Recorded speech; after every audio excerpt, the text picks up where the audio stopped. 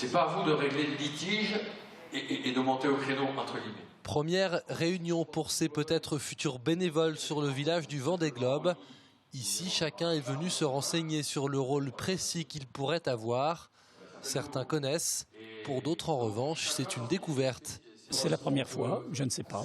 J'espère que ça sera intéressant, j'espère que ça sera motivant. L'organisation recherche des bénévoles pour les 3 semaines d'ouverture du village du Vendée Globe. Des personnes qui auront chacune un rôle. Trop tôt pour le moment de savoir quoi exactement. Ce qui est sûr, c'est que la plupart des volontaires a les yeux qui brillent déjà. J'ai suivi les Vendée Globe depuis le début, donc je me suis porté volontaire pour cette raison-là, pour le vivre de l'intérieur. Je ne suis pas un fan de voile, si ce n'est, mais l'événement lui-même me passionne, on va dire. Je serai complètement disponible parce que vraiment ça m'intéresse beaucoup. Et pourtant la tâche ne sera pas simple. Chacun devra remplir des conditions strictes, être disponible durant les 3 semaines d'ouverture du village, à raison de 4 à 5 fois par semaine.